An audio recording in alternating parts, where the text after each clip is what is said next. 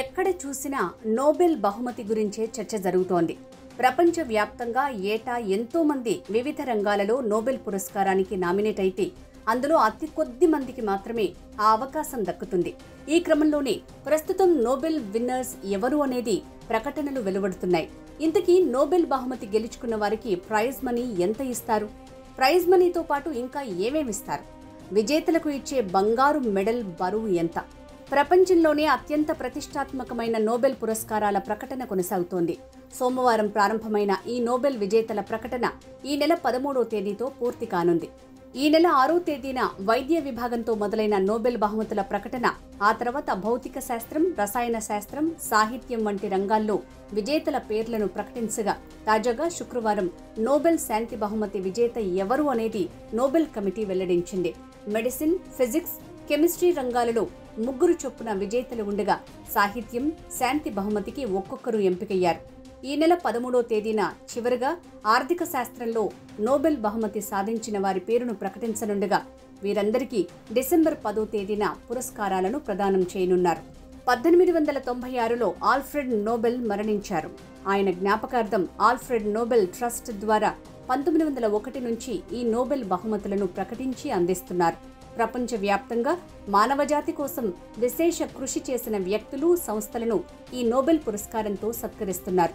ఇక ఈ నోబెల్ బహుమతులను మొత్తం 6 విభాగాల్లో ప్రకటిస్తున్నారు. మెడిసిన్, ఫిజిక్స్, కెమిస్ట్రీ, లిటరేచర్, శాంతి, ఎకనామిక్స్ రంగాల్లో ప్రపంచవ్యాప్తంగా అద్భుత కృషి చేసిన వారికి ఏటా ఈ బహుమతులను ప్రదానం చేస్తున్నారు. ఆల్ఫ్రెడ్ నోబెల్ వర్ధంతి రోజున, అంటే డిసెంబర్ 10వ తేదీన విజేతలకు ఈ నోబెల్ పురస్కారాలను అందజేస్తారు.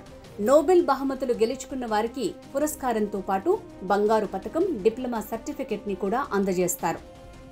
నోబెల్ శాంతి బహుమతి పతకాన్ని నార్వేజియన్ శిల్పి గుస్తాన్ విజలాండక, స్వీడిష్ కి చెందిన ఎరిక్ లిండ్బర్గ్ సహకారంతో తయారు చేశారు. దీన్ని మొట్టమొదటిసారిగా 1902లో అవార్డు ప్రదానోత్సవానికి ఉపయోగించారు. మొదట ఈ పతకాన్ని 23 క్యారెట్ల బంగారంతో తయారు చేసేవారు. దాని బరువు 192 గ్రాములుగా ఉండేది. కానీ ఆ తర్వాత 1980లో దానికి కొన్ని మార్పులు చేశారు. 18 క్యారెట్ల బంగారంతో పతకాన్ని తయారు చేయటం ప్రారంభించారు. ఇక దాని బరువును 192 గ్రాముల నుంచి 196 గ్రాములకు పెంచారు. దాని వ్యాసం 6.6 సెంటీమీటర్లుగా ఉంటుంది. ఇక ఆ పతకం ముందు భాగంలో ఆల్ఫ్రెడ్ నోబెల్ బొమ్మను చెక్కి ఉంచుతారు. ఆ బొమ్మ చుట్టూ నోబెల్ పేరు, ఇతర వివరాలను పొందుపరుస్తారు. ఇక దీని వెనుక భాగంలో 3 వ్యక్తులు హగ్ చేసుకున్నట్లుగా ఉంటుంది. ఆల్ఫ్రెడ్ నోబెల్ తన ఆస్తిలో ఎక్కువ భాగాన్ని, అంటే అప్పట్లోనే 31 మిలియన్ల స్వీడిష్ క్రోనర్లు, అంటే భారత కరెన్సీలో దాదాపు 29 కోట్లను సురక్షితమైన సెక్యూరిటీలో పెట్టుబడి పెట్టాలని వీలునామా రాశారు. దీని విలువ ఇప్పుడు 2.2 బిలియన్ స్వీడిష్ క్రోనర్లు, అంటే మన కరెన్సీలో 2000 కోట్లకు పైనే ఉంటుంది. ఆ పెట్టుబడుల నుంచి వచ్చే ఆదాయాన్ని ఏటా ఈ నోబెల్ బహుమతులుగా ఇవ్వాలని ఆల్ఫ్రెడ్ నోబెల్ వెల్లడించారు. ఇక ఈ ఏడాది నోబెల్ శాంతి బహుమతికి 244 మంది వ్యక్తులు, 94 సంస్థలతో సహా మొత్తం 338 నామినేషన్లు రాగా, వెనెజులా ఎంపీ, హక్కుల కార్యకర్త మరియా కొరినా మచాడోకు అదృష్టం వరించింది.